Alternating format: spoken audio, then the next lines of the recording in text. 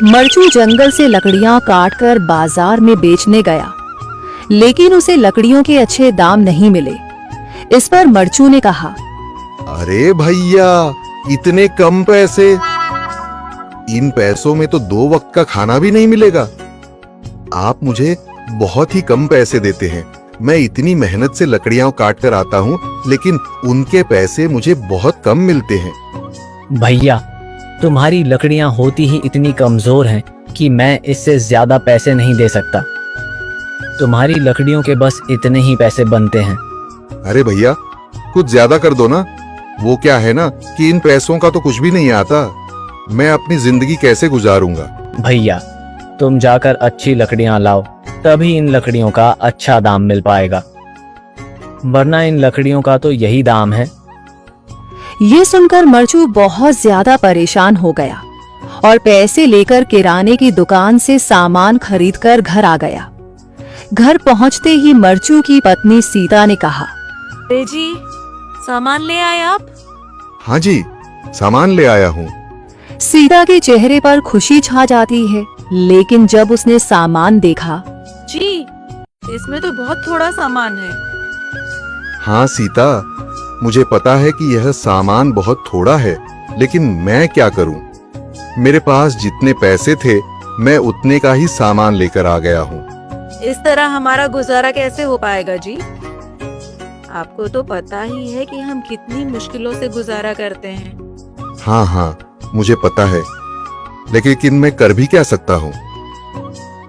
मेरे पास इतने पैसे ही नहीं कि हम एक अच्छी जिंदगी गुजार सकें।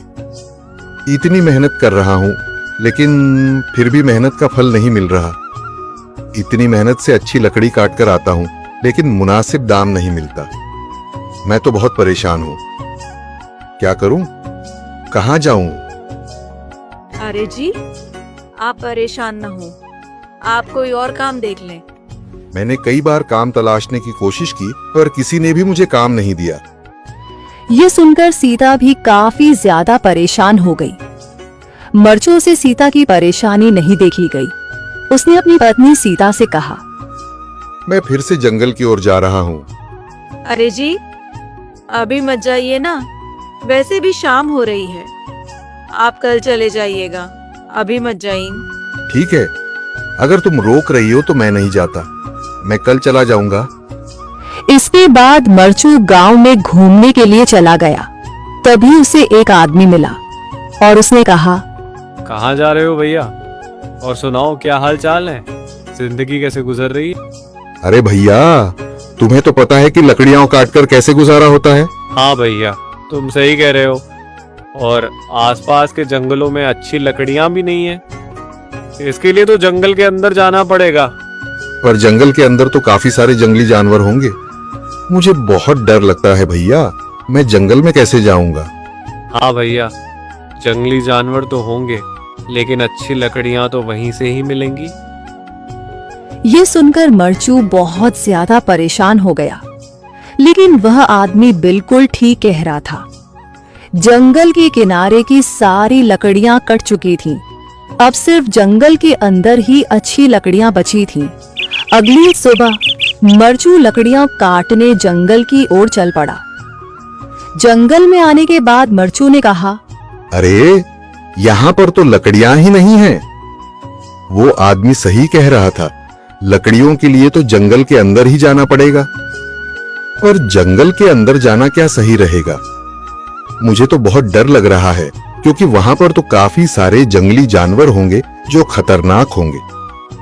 अगर आज मैं जंगल के अंदर नहीं गया तो मैं आज घर पैसे लेकर नहीं जा सकूंगा, और फिर जब पैसे नहीं होंगे तो गुजारा कैसे होगा? मरचू जंगल के बाहर खड़ा सोचता ही रहा और फिर उसने सोचा, अरे, यहाँ पर भी कोई मजबूत पेड़ दिखाई नहीं दे रहा जिससे मैं लकड़ियां काटकर घर ले जा सकूं। लगता है और अंदर जाना पड़ेगा। यही सोचकर मरचू जंगल के अंदर चला गया। अंदर जाने के बाद उसने इधर उधर पेड़ देखे, पर उसे कोई भी अच्छा पेड़ दिखाई नहीं दिया। यह सोचकर मरचू जंगल के और अंदर चला आया।